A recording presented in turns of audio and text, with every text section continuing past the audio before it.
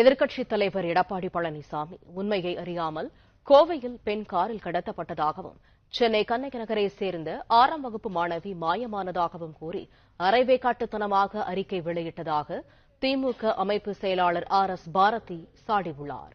கூடுதல் தகவல்களை தருகிறார் செய்தியாளர் ஜெபர்சன். ஜெபர்சன், முழு விவரங்கள் என்ன?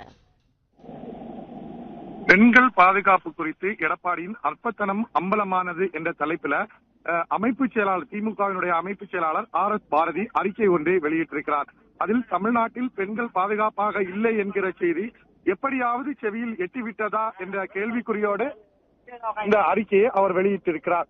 ஒரு குற்றம் நடந்தவுடனேயே அதை வைத்து எப்படியாவது அரசியல் ஆதாயம் தேடிவிடலாம் என்ற அற்ப புத்தியோடு செயல்பட்டு வரும் எதிர்க்கட்சிகளின் அறவேக்காட்டுத்தனம் தற்போது அம்பலமாகியிருக்கிறது. கோவையில் நடந்த நிகழ்வு தற்போது முழுமையாக அந்த பெண்ணை காரில் கடத்தி சென்று விட்டதாக முதலில் தகவல் வெளியான நிலையில அந்த பெண்ணை நேரடியாக வந்து தான் கடத்தப்படவில்லை என்று நேரடியாக சொல்லியதன் மூலமாக பச்சை பொய் தொடர்ந்து எதிர்க்கட்சிகளுடைய பச்சை பொய் வெளிச்சத்துக்கு வந்து விட்டதாகவும் அந்த அறிக்கையில் தெரிவித்திருக்கிறார். தொடர்ந்து இதுபோன்று பல விஷமத்தனமான பிரச்சாரங்கள்ல அதிமுக மற்றும் அதனுடைய கூட்டணி கட்சிகளும் எதிர்க்கட்சிகளும் தமிழக அரசின் மீதும் திமுக மீதும் குற்றச்சாட்டை முன்வைக்கிறார்கள். ஆனால் தினந்தோறும் இது அம்பலப்பட்டுக் கொண்டே இருக்கிறது எனவும் அந்த அறிக்கையில் தெரிவித்திருக்கிறார்.